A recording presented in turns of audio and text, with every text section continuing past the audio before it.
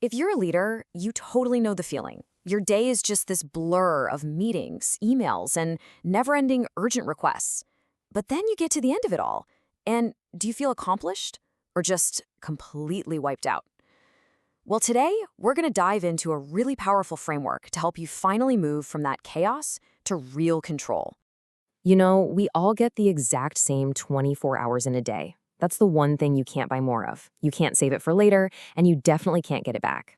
The real difference between a good leader and a great one, it almost always comes down to how intentionally you invest this incredibly valuable and very finite asset. And that's the million-dollar question, isn't it? It is so easy to be busy. It's much, much harder to be busy doing the right things. You know, the stuff that actually drives real results and pushes your organization forward. So let's figure out how to do just that. Okay, so here's our game plan. First, we'll unpack the common traps so many leaders fall into. Then, we'll introduce the star of our show, the Eisenhower Matrix. We'll break down its 4 key actions, do a deep dive into delegation, and then wrap up by talking about how to make this whole system stick for the long haul. Ugh, this feeling. I think we can all relate to this one. It's when your to-do list is a mile long, you feel like you're constantly just putting out fires, and yet you're not making any real progress on your big, important goals. You're just stuck in this reactive loop, basically just treading water. Getting a handle on your time isn't just about cramming more stuff into your day. Not at all. It's about being intentional. It's about building a healthier, more sustainable balance, dialing down that feeling of constant pressure, and freeing yourself up to focus on the high-impact work that only you can do. So how do we escape this trap? What we need is a mental model, right? A simple framework to bring some much-needed clarity to all the chaos. And that, my friends, is where the Eisenhower Matrix comes in. It is so brilliantly simple, and you'll see, it's incredibly effective. And here it is. The matrix is just a simple 2x2 grid. On one axis, you've got urgency. Is it screaming for your attention right now? And on the other, you've got importance. Does this thing actually contribute to your long-term goals and values? Every single task on your list, believe it or not, fits neatly into one of these 4 boxes. So here's the key thing to get. This isn't just another to-do list organizer. It's a decision-making tool. By sorting everything you have to do into these 4 quadrants, you get instant clarity on what deserves your focus right now, what can wait, and honestly, what you probably shouldn't be doing at all. Okay, knowing where a task belongs is one thing, but knowing what to do about it, that changes everything. So let's move on to the 4 actions. Do, decide, delegate, and delete that turn this simple diagram into a powerhouse productivity system. It really is this simple. Quadrant 1, is it urgent and important? You do it now. These are your crises, your major deadlines. Quadrant 2, important but not urgent? You decide when to do it. This is your strategic work, your planning time. You got to schedule it. Quadrant 3, urgent but not important? You delegate it. These are all those interruptions that feel important but don't actually move your big goals forward. And finally, quadrant 4, neither urgent nor important? You delete it. Just get it off your plate. These are the time wasters.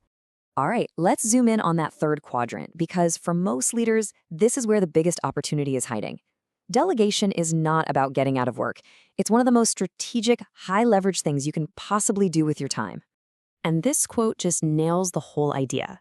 Your main job as a leader is to focus on the stuff that requires your unique skills, your experience, your authority. You know, if someone else on your team can do a task even 80% as well as you can, you should probably be delegating it. Now, what's so cool about this is the mindset shift. You're not just clearing your own plate. When you delegate the right way, you're actively developing your team's skills, you're building their confidence, and you're empowering them to take on more responsibility. I mean, it's a total win-win. So how do you actually do it well? First, identify what you can delegate. Then choose the right person, not just who's free, but who has the right skills, or maybe who could really grow from the experience. Then you give crystal clear instructions on the what and the why, but try not to micromanage the how. And finally, you follow up, just to offer support and make sure everything's on the right track. Okay, so we've sorted our big projects, but what about that constant flood of tiny little things? You know, the quick email replies, the simple questions. They seem small, but man, they can totally clutter up your focus.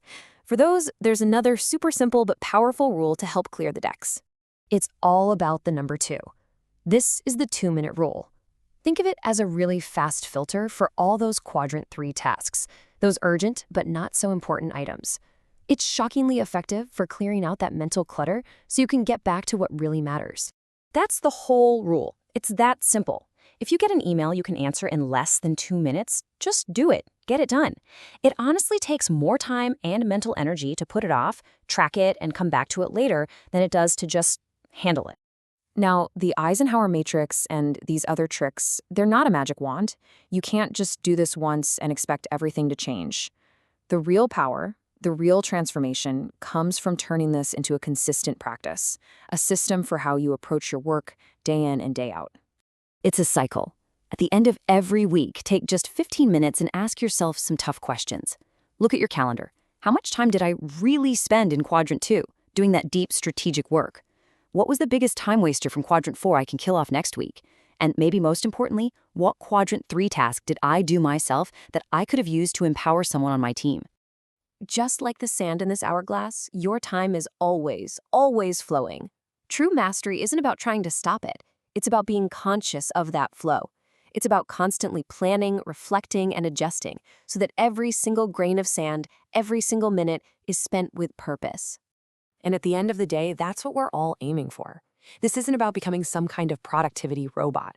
It's about getting to a place where you have real clarity on your priorities. You feel way less overwhelmed, and the work you're doing is actually producing better, more meaningful results. So the biggest takeaway is this.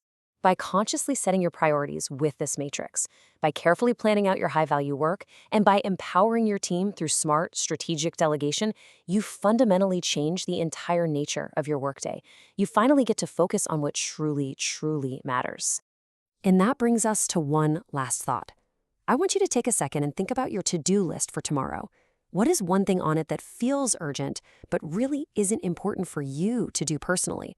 What's that one thing you can delegate to empower someone on your team and reclaim your own focus? Start right there.